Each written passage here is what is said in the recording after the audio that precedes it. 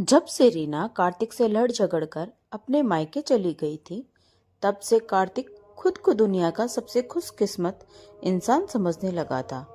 अब घर में न तो उसे कोई कुछ कहने वाला था और ना ही हुकूमत चलाने वाला।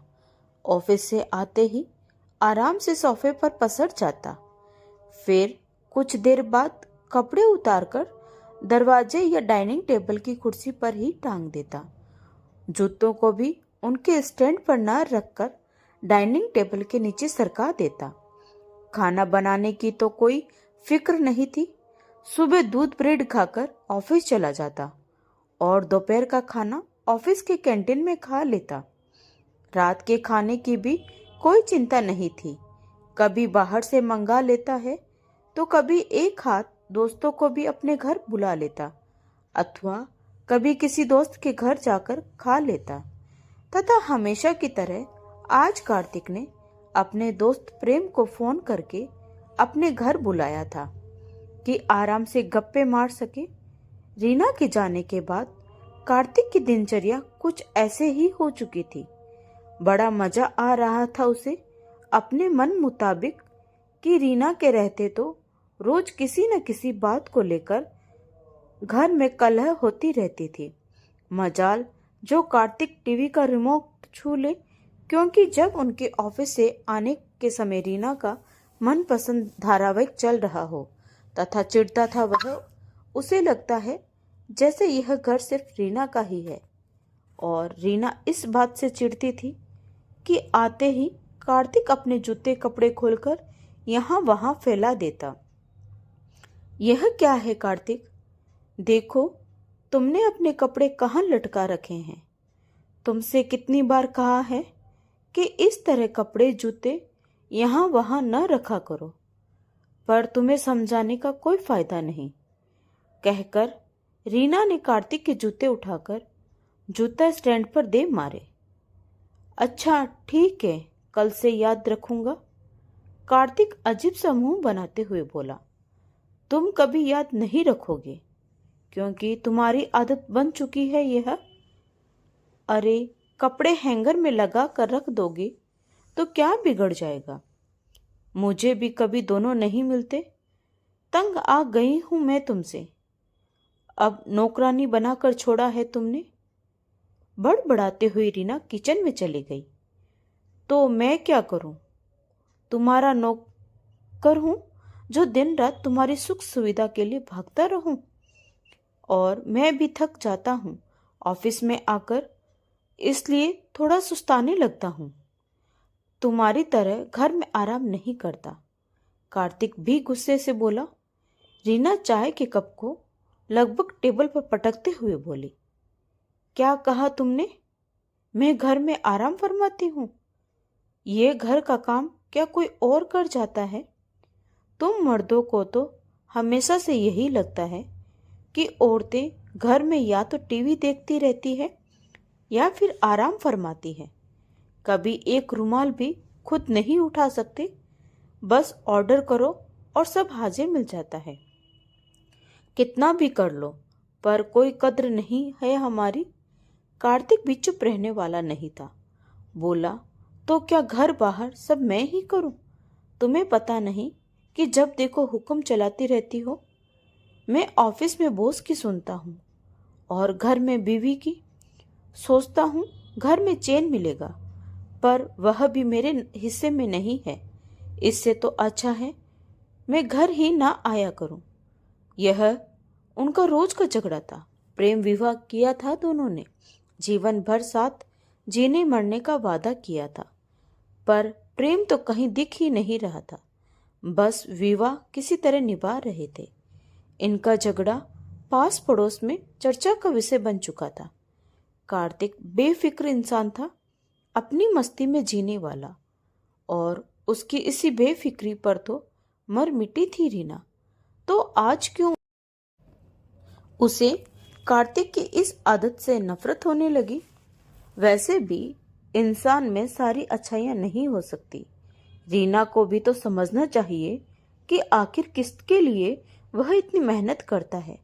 अपने परिवार के लिए ही ना। कभी किसी चीज की कमी नहीं होने दी थी उसने। बस जुबान से निकलने की देर होती थी और चीज हाजिर होती थी। कभी कभी तो वह इस बात पर भी कार्तिक से झगड़ पड़ती थी कि क्या जरूरत थी इतने पैसे खर्च करने की। तब कार्तिक कहता, कमाता किसके लिए हूँ, तुम्हारे और परिवार के लिए ही ना। मगर रीना को इस बात का जरा भी एहसास नहीं था। जरा जरा सी बात पर चिड़चिड़ा उठती। कार्तिक ऑफिस से थका हारा यह सोचकर घर आता था कि थोड़ा रिलैक्स करेगा, पर सब बेकार। रीना के तानाशाही व्यवहार के कारण उसे लगने लगा था कि या तो रीना कहीं चली जाए या फिर वह खुद रीना से दूर हो जाए। वह हमेशा उस वक्त को कोसता जब उसने रीना से शादी करने का फैसला किया था। तभी दरवाजे की घंटी बज उठी। उसे लगा जैसे किसी अंधेरी गली से बाहर निकल आया हो। आओ प्रेम, बड़ी देर लगा दी, कार्तिक ने कहा। घर के अंदर कदम रखते ही प्रेम ने एक नज़र कार्तिक के पूरे घर पर डाली और बोला, सच में यार, तुम्हारा घर तो कबाड़ खाना लग रहा है। क्या यार, कैसे रह लेते हो? छोड़ो गुस्सा और चलो जाकर भाभी और संजू को ले आओ। भाभी के लिए ना सही, पर संजू के लिए ही अपना गुस्सा थूक दो, प्रेम बोला। अकेले हैं तो क्या गम है? गाना गाते हुए कार्तिक हंस पड़ा। फिर कहने लगा, हाँ सही कह रहा है तू। संजू के बिना मन कभी कभी बेचैन होता है, पर रीना पागल हो गई है। क्या भले ही घर कबाड़ खाना लगे, पर मेरे मन को कितना सुकून मिल रहा है। यह तू क्या जाने, बहुत घमंड था उसे कि उसके बिना मैं एक दिन भी नहीं रह पाऊंगा। अरे जरा उसे भी तो पता चले कि उसके बिना भी मैं अच्छी तरह जी सकता हूँ। चल छोड़, सब बता, तेरा कैसा चल रहा है? कार्तिक ने पूछा। प्रेम बोला, मैं तो ठीक हूँ, पर तू कितनी अच्छी तरह जी रहा है वो मैं देख रहा हूँ। पति पत्नी में नोक-झोंक चलती रहती है, इसका मतलब थोड़ी ना है कि दोनों अपने अपने रास्ते बदल ले। अबे कहता हूँ जाकर भाभी को ले आओ।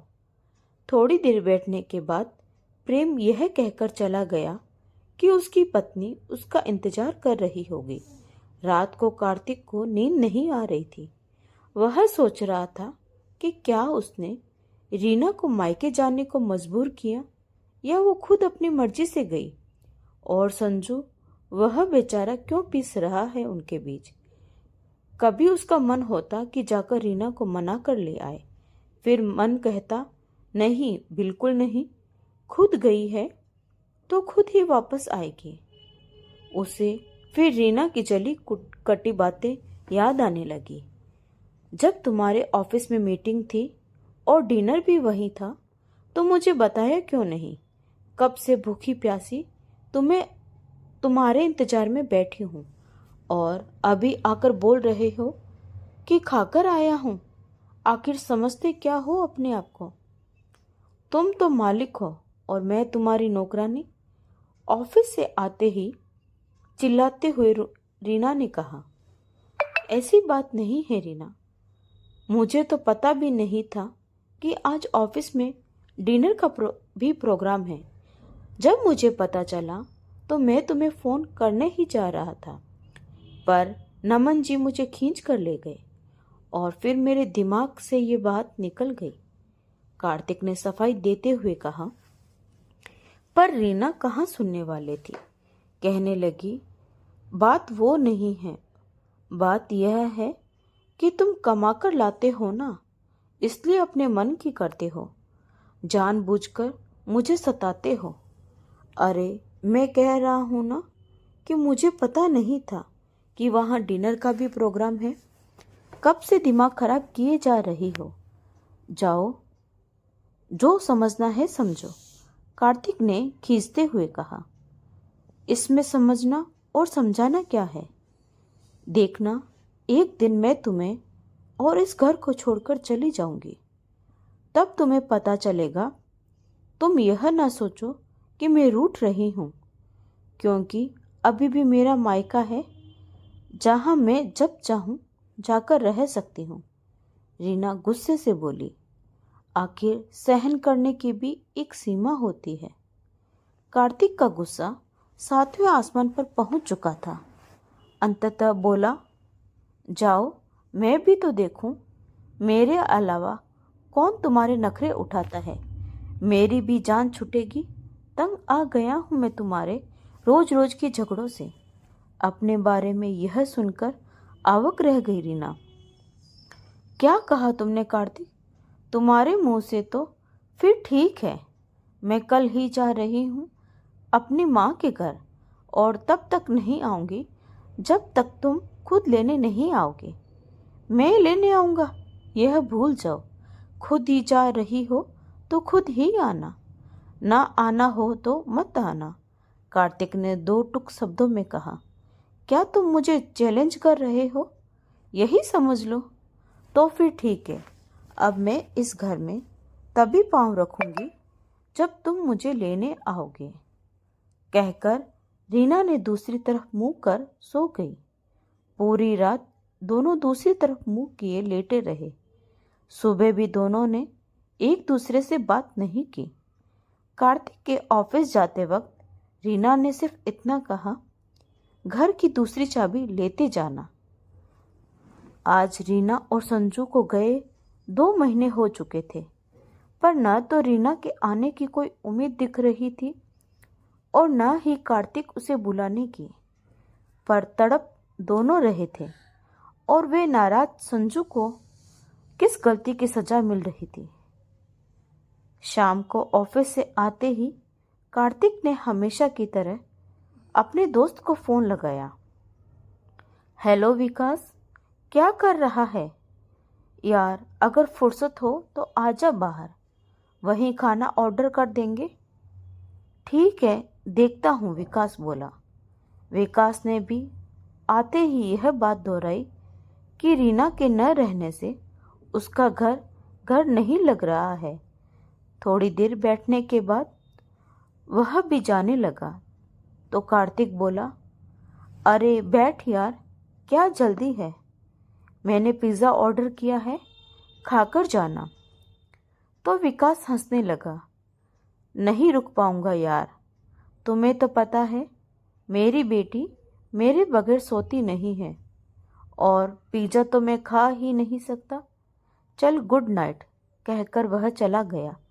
यह सब दोस्त कभी घंटों घर में गुजार देते थे और आज एक पल भी रुकना उन्हें भारी पड़ने लगा था। किसी तरह पिज़्ज़ा का एक टुकड़ा अपने मुंह में डाला, पर खाया नहीं गया। कितने प्यार से पिज़्ज़ा ऑर्डर किया था। अब कार्तिक का मन नहीं कर रहा था। तभी उसे याद आ गया कि कैसे संजू पिज़्ज़ा खाने के लिए बेचैन हो जाता था। बड़ी मुश्किल से देर रात को कार्तिक को नींद आई। सुबह वक्त का पता ही नहीं चला कि कब घड़ी ने 8 बजा दिया। जल्दी से तैयार होकर बिना कुछ खाए पिए ऑफिस चल दिया। जाते जाते पलटकर एक बार पूरे घर को देखा और फिर कुछ सोचने लगा।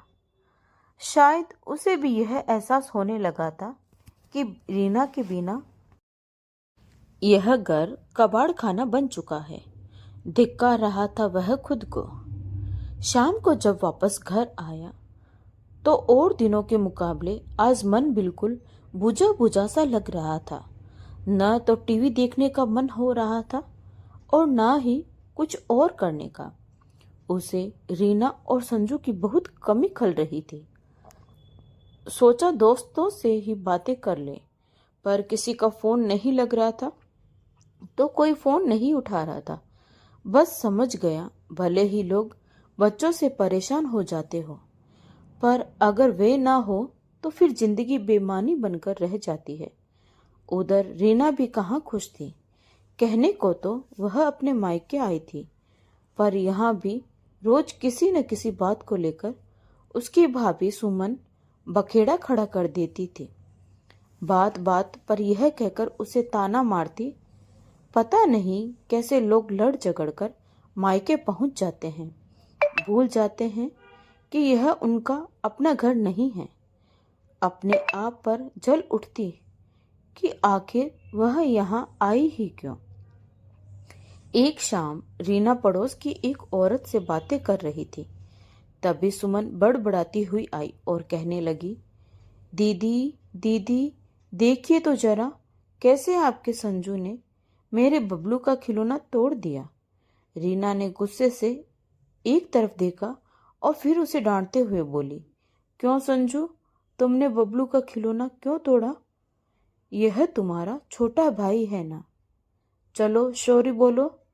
मम्मी, मैंने इसका खिलौना नहीं तोड़ा, मैंने तो सिर्फ खिलौना देखने के लिए मांगा था और इसने गुस्से से फेंक दिया। मैं तो खिलौना उठाकर उसे दे रहा था, पर मामी को लगा कि मैं इसका खिलौना तोड़ रहा हूँ। संजू रोते हुए बोला, देखो कैसे झूठ बोल रहा है आपका बेटा। मैं बता रही हूँ दीदी, संभालो इसे, नहीं तो बड़ा होकर और कितना झूठ बोलेगा और क्या क्या करेगा पता नहीं। अब क्या बबलू अपने घर में अपने खिलौने से भी नहीं खेल सकता? यह तो समझना चाहिए लोगों को। सुमन की व्यंग्य भरी बातें सुनकर रीना को लगा जैसे उसके दिल में किसी ने तीर चुभो दिया हो। जब उसने अपनी माँ की तरफ देखा तो वह भी कहने लगी, सच में रीना, तुम्हारा संजू बड़ा ही जिद्दी हो गया है, जरा संभालो इसे बेटा। रीना स्तब्ध रह गई, बोली, पर माँ, आपने देखे सुनने बिना ही कैसे संजू को गलत बोल दिया।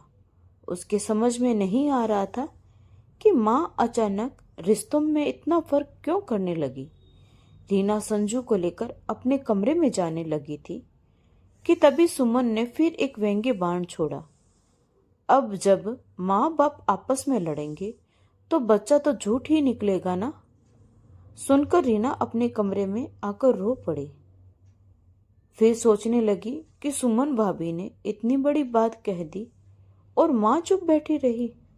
कल तक माँ मेरा संजू बेटा कहते नहीं थकती थी और आज वही संजू बेटा उस सबकी आंखों में खटकने लगा।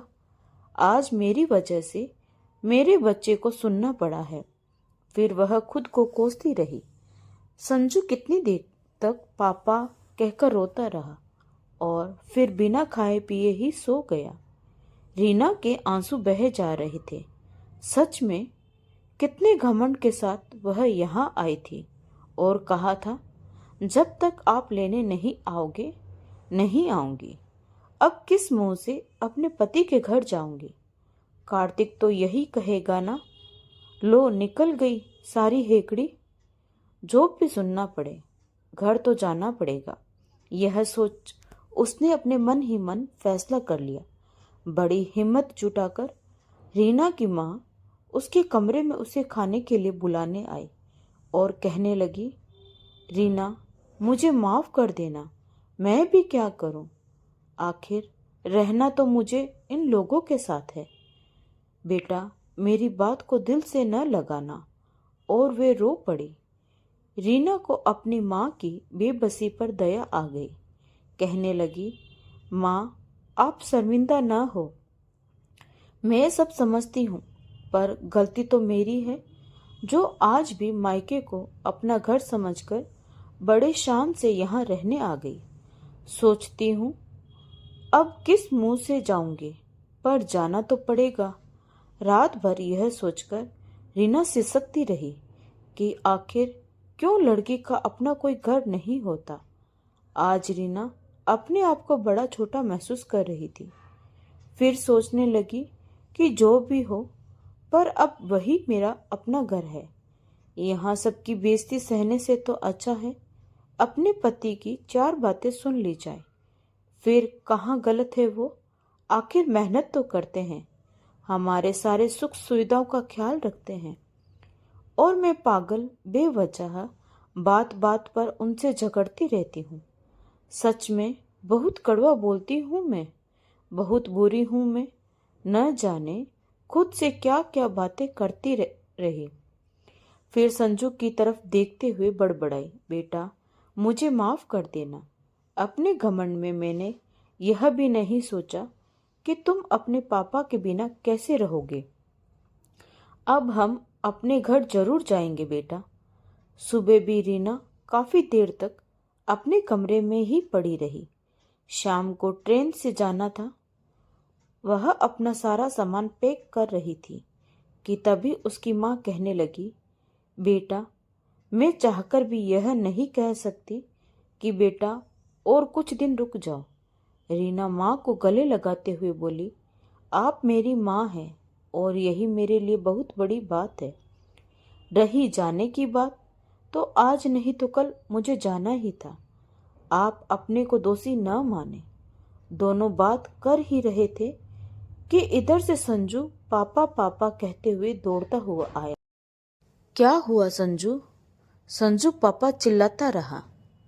रीना अपनी बात पूरी कर पाती उससे पहले ही उसकी नज़र सामने से आते हुए कार्तिक पर पड़ी तो वह चौंक उठी। कार्तिक को देख रीना के दिल में उसके लिए वही पहला वाला प्यार उमड़ पड़ा। उसकी आंखों से आंसू बह निकले। वह कहने लगी, कार्तिक, हम तो खुद ही आ रहे थे आपके पास। रीना का हाथ अपने हाथों में कसकर दबाते हुए कार्तिक बोला, रीना, मुझे माफ कर दो और चलो अपने घर। तुम्हारे बिना हमारा घर घर नहीं लगता।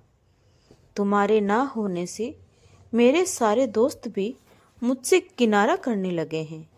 नहीं, अब नहीं जिया जाता तुम बिन। हाँ, मैं बहुत अव्यवस्थित किस्म का इंसान हूँ, पर जैसा भी हूँ अब तो तुम ही मुझे संभाल सकती हो, वरना मैं तुमसे बहुत प्यार करता हूँ। कहते कहते कार्तिक की आंखों से आंसू आ गए। कार्तिक, गलत आप नहीं, मैं थी। कार्तिक ने अब रीना के होठों पर उंगली रखते हुए कहा, कोई गलत नहीं था, बस वक्त गलत था। जितना लड़ना झगड़ना था लड़ झगड़ लिए। इतना कहकर कार्तिक ने रीना को अपने सीने से लगा लिया। रीना भी पति की बाहों के घेरे में सिमटती हुई बोली, मैं भी तुम बिन नहीं जी सकती। और फिर एक परिवार फिर से जुड़ गया। तो दोस्तों, आपको क्या लगता है, क्या पत्नी का असली घर उसका पति का घर ही होता है? तो दोस्तों, आपको यह कहानी कैसी लगी कमेंट करके ज़रूर बताएं।